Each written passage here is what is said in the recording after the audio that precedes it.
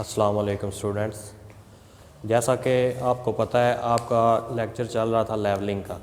Levelling आपको मैंने बताया था कि क्या चीज़ होती है, यानी कि आपकी ज़मीन जो सी है वो एक लेवल में नहीं है, उसके लेवल्स मालूम करना, बुलंदी और पस्ती मालूम करने के अमल को हम क्या बोलते हैं, लेवलिंग बोलते हैं। आगे हमारे पास लेवलिंग का कुछ एक टॉपिक आता है जिसको हम बोलते हैं बेंच मार्क। बेंच मार्क के बारे में मैंने कल भी आपको थोड़ा सा ब्रीफ किया था कि आपने सर्वे का कोई भी काम करना हो वो आपने एक किसी ख़ास पॉइंट से करना होता है, किसी रेफरेंस पॉइंट से, किसी हवाले के तौर पे, ठीक है। तो उस रेफरेंस पॉइंट को हम क्या बोलते हैं, बेंच मार्क बोलते हैं, ठीक है। उसका लेवल जो सा होता है वो मालूम शुदा होता है। जो कोई भी महकमा है, गवर्नमेंट का महकमा है, वो उसका लेवल हमें लगा के दे के जाते हैं। उसके मुताबिक हमने अपना प्रोजेक्ट के ऊपर उसके मुताबिक हमने लेवलिंग करनी होती है। तो इसको हम क्या बोलते हैं, बेंच मार्क। बेंच मार्क की हमारे पास कुछ इकसाम आती हैं, जिनमें सबसे पहली इकसाम है GTS बेंच मार्क।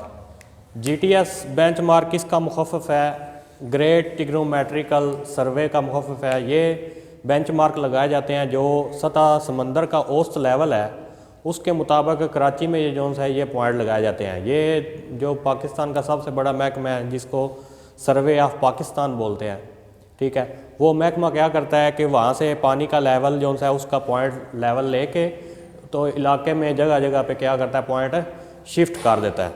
तो वहाँ से फिर आगे कोई भी प्रोजेक्ट उसके नज़दीक बनना हो, वहाँ से वो पॉइंट लेके तो उसके मुताबिक आप अपने प्रोजेक्ट का लेवल वगैरह कर सकते हैं।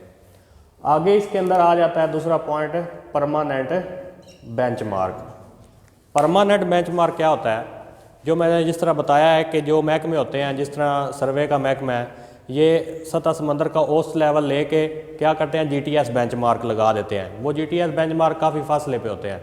अब आपके प्रोजेक्ट के पास नहीं लगा हुआ तो आपने क्या करना है, आपको जो गवर्नमेंट का महकमा है, जिस तरह अभी आपका लाहौर के अंदर LDA है या पंजाब वर्क्स डिपार्टमेंट PWD है, वो क्या करते हैं कि आपको जो आपके बड़े प्रोजेक्ट होते हैं, मेगा प्रोजेक्ट्स, उनके करीब क्या करते हैं कि वो जो लेवल होता है उसको शिफ्ट कर जाते हैं।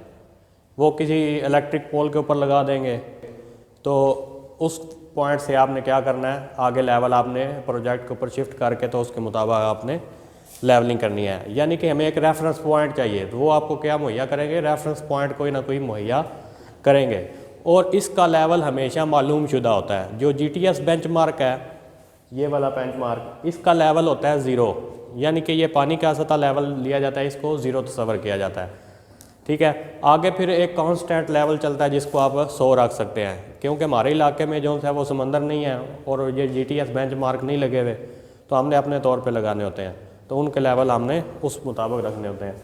आगे हमारा आ जाता है टेम्परेरी बेंचमार्क। टेम्परेरी बेंचमार्क क्या होता है, आपके प्रोजेक्ट के पास अब परमानेंट बेंचमार्क तो लगा हुआ है, ठीक है, परमानेंट बेंचमार्क भी आपके प्रोजेक्ट के अंदर नहीं लगा हुआ होगा। आपने क्या करना होता है कि परमानेंट बेंचमार्क के ऊपर से आपने रीडिंग पढ़नी होती है। रीडिंग पढ़ने के बाद आपने अपने प्रोजेक्ट के ऊपर उसको शिफ्ट करना है, क्योंकि वो ख़त्म भी हो सकता है। परमानेंट नहीं ख़त्म होता, टेम्परेरी जो है वो ख़त्म हो सकता है, क्योंकि काम के दौरान आगे पीछे मूव भी हो सकता है, उसका लेवल चेंज भी हो सकता है। इसका सिर्फ मकसद ये होता है कि आपका अब दिन ख़त्म हो रहा है तो आपने कल आके दोबारा वहाँ से ही काम स्टार्ट करना है। तो आप क्या चाहते हैं कि मुझे दोबारा परमानेंट बेंचमार्क से लेवल ना लाना पड़े, तो मैं क्या करता हूँ, अपने जहाँ पे मैंने काम रोकना है वहाँ पे कहीं करीब पे या मैं क्या करता हूँ, दीवार के ऊपर अपना एक वो ही लेवल जो है वो शिफ्ट कर लेता हूँ। उस बेंचमार्क को हम क्या बोलेंगे, टेम्परेरी बेंचमार्क, यानी कि आर्जी तौर पे जो हम अपना बेंचमार्क लगाएंगे उस वो हमारा क्या होगा, टेम्परेरी। आगे आ जाता है आर्बिट्रेरी। आर्बिट्रेरी बेंचमार्क कौन सा होता है, फर्जी बेंचमार्क। यानी कि जिस तरह मैंने बताया है कि हमारे इलाके में जो है वो GTS और परमानेंट जो है बेंचमार्क मौजूद नहीं होते, तो क्या होता है कि हम जब ये कोई गैर मामूली प्रोजेक्ट है, फ़र्ज़ करें ये जैसे आपका कॉलेज है, ठीक है, अगर ये आपने बनाना है तो यहाँ पे आपके बेंचमार्क नहीं मिलेंगे। तो आपने क्या करना होता है, आपने आप प्रोजेक्ट के करीब देखना होता है कि कोई रोड गुजर रहा है, ठीक है, रोड गुजर रहा होता है, या फिर कोई देखना होता है कि इस इलाके में कोई दरिया या नहर है, तो उसका जो हाईएस्ट लेवल होता है ना, जो उसका अप लेवल होता है, उस लेवल के ऊपर क्या लेना होता है, हमने अपने तौर पे ही लेवल को फ़र्ज़ कर लेना है। और फ़र्ज़ करके हमने अपने प्रोजेक्ट के करीब शिफ्ट करना है, तो उसको हम क्या बोलेंगे, आर्बिट्रेरी यानी कि फ़र्ज़ी बेंचमार्क हमने अपने तौर पे फ़र्ज़ करना है। आगे हमारे पास आ जाता है instrument use in levelling. Levelling के अंदर कौन कौन से इंस्ट्रूमेंट इस्तेमाल होते हैं, लेवलिंग का काम करने के लिए हम कौन कौन से इंस्ट्रूमेंट इस्तेमाल करते हैं। उनमें सबसे पहले हमारे पास आ जाता है लेवल। लेवल कई किस्मों के होते हैं, आपकी बुक के अंदर उसकी टाइप्स वगैरह लिखी हुई हैं। लेवल ज़्यादातर इस्तेमाल होने वाला लेवल होता है ऑटोमेटिक लेवल, जो अभी ये मेरे पास मौजूद है, ठीक है। इसको हम क्या बोलते हैं, ऑटोमेटिक लेवल। ये आपने उफ की महवर के गिर्द 360 डिग्री पर घूम सकता है, यानी कि आपने उफ की महवर के गिर्द 360 डिग्री घूम सकता है, लेकिन अमूदी महवर के गिर्द ये मूव नहीं करता। लेकिन इससे पहले जो लेवल थे वो कुछ अमूदी महवर के गिर्द भी मूव कर सकते थे, उनके हिस्से भी अलग थे, यानी कि वो मैनुअली काम करते थे, ठीक है। ये आजकल फिर थोड़ा सा जदीद लेवल आ गया है, इससे भी अब एक और एडवांस लेवल आया है, ठीक है, जिसको हम बोलते हैं लेज़र लेवल, ठीक है। तो वो इससे थोड़ा सा और एडवांस है, उसके अंदर यानी कि 2 बंदों के अगर ना भी हो तो वो भी एक बंदा भी अकेला काम कर सकता है उसके ऊपर, ठीक है। वो इस तरह का लेवल है। इसके बाद आ जाता है हमारा लेवलिंग स्टाफ। लेवलिंग स्टाफ क्या होता है कि आपके पास एक इंस्ट्रूमेंट है लेवल, इस लेवल के अंदर से आपने देखना है, तो आगे आपके पास कोई ना कोई रीडिंग होनी चाहिए, यानी कि आपने किसी जिस पॉइंट का आपने बुलंदी या पस्ती मालूम करनी है, यानी कि जो आपका स्टेशन पॉइंट है उसके ऊपर आपने क्या रखना है, ये स्टाफ रखना है। इसको हम बोलते हैं स्टाफ। स्टाफ का मकसद क्या होता है, इसके ऊपर रीडिंग्स लगी हुई होती हैं, अमूदी रीडिंग्स, यानी कि जो ज़मीन के पॉइंट्स होंगे वो आपको लेवल के अंदर से ये रीडिंग्स नज़र आएंगी। इससे आपको पता चलेगा कि वो पॉइंट हमारे पॉइंट से कितना अप और डाउन है, या रेफरेंस पॉइंट जो बेंचमार्क है उससे कितना अप या डाउन है, ठीक है। इसके एक साइड पे मीटरों सेंटीमीटरों के निशान होते हैं, यानी कि एक साइड पे इसकी जो मेजरमेंट्स है वो किस में है, मीटरों में है, सेंटीमीटर में है, मिलीमीटर्स में है।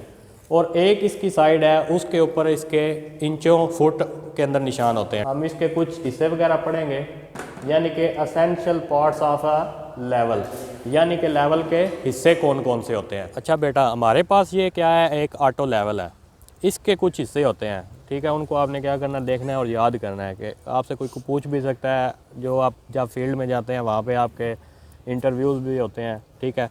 आपको ये इसके हिस्सों वगैरह का पता होना चाहिए। सबसे पहले ये है जो आपको नज़र आ रहा है, इसकी बॉडी बोलते हैं। क्या है इसकी बॉडी। इसके अंदर फिर ये होता है एक ऑब्जेक्ट ग्लास होता है, इसको क्या बोलते हैं, ऑब्जेक्ट ग्लास।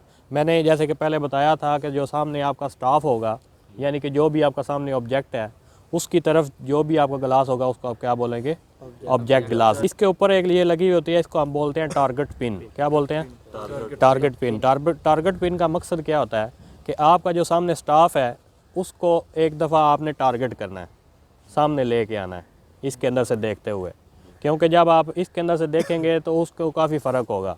इसके अंदर से अगर आप सीधी कर लेंगे तो फिर थोड़ा बहुत फ़र्क है, वो आप उसको मूव करके इसके सामने ला सकते हैं, स्टाफ के सामने। इस साइड पे इसका ऑब्जेक्ट ग्लास है, इस साइड पे इसका आई पीस होता है, जिसके अंदर से आप देखते हैं ये क्या है, इसका आई पीस।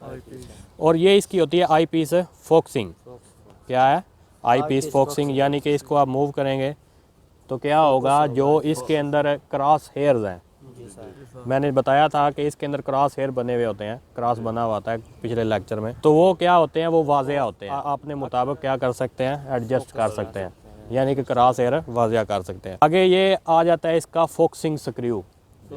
क्या होता है, ये इसका फोकसिंग स्क्रू होता है।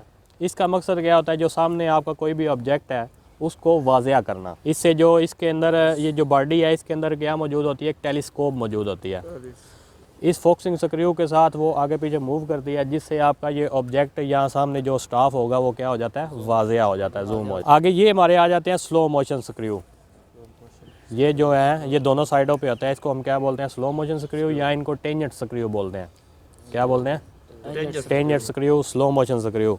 इसका मकसद क्या होता है कि आपने स्टाफ के ऊपर तो ले आए, लेकिन इसके सेंटर में एक ये लाइन लगी हुई होती है, रेड लाइन, ठीक है। इसके ऊपर क्रॉस हेयर की जो अमूदी लाइन है वो इसके ऊपर आनी चाहिए। तो वो लाने के लिए अगर आप इसको इस तरह मूव करेंगे तो वो आगे काफ़ी फ़र्क पड़ जाता है, लेकिन अगर थोड़ा बहुत इसको मूव करना हो तो इसके जरिए आप इसको मूव कर सकते हैं। ये दोनों साइडों पे स्लो मोशन मूव होगा। आगे हमारे पास आ जाता है इसका बबल लेवल। क्या होता है, ये बबल लेवल होता है। जिसका मकसद होता है कि इस लेवल को भी आपने सबसे पहले लेवल करना होता है। ये पहले लेवल होगा तब ही आपको ये आगे रीडिंग्स जो है वो सही बताएगा या लेवल आपका सही बताएगा। इसको लेवल सबसे पहले करना होता है। आगे हमारे पास आ जाता है ये दर्जादार सर्कल, डिग्री सर्कल, यानी कि ये जो लेवल है इसके साथ आप एंगल वगैरह भी लगा सकते हैं। कोई पॉइंट्स है दो, उनके दरमियान में अगर कोई एंगल लगाना है तो इसके ज़रिए आप एंगल भी लगा सकते हैं। आगे हमारा आ जाता है लेवलिंग हेड। लेवलिंग हेड क्या होता है, यानी कि ये और ये नीचे टॉप प्लेट और बॉटम प्लेट, इन दोनों को मिला के क्या बनता है, लेवलिंग हेड। इस लेवलिंग हेड के दरमियान में लगे हुए होते हैं लेवलिंग स्क्रूज, यानी कि ये ट्राइपॉड है, इसके ज़रिए आपने आला लेवल को यानी कि इंस्ट्रूमेंट को आपने लेवल करना है। ठीक है, अगर कोई थोड़ा बहुत फ़र्क रह जाता है तो फिर आपने इन स्क्रूज के ज़रिए आपने इसको लेवल करना है, लेवलिंग स्क्रूज के ज़रिए। समझ आई? ठीक है, ये इसके तकरीबन हिस्से थे। ये इसकी क्या होती है, ये इसकी बॉटम प्लेट है, ये टॉप प्लेट है, इसको लेवलिंग हेड बोलते हैं। ठीक है, ये इसके क्या है, लेवलिंग स्क्रूज हैं।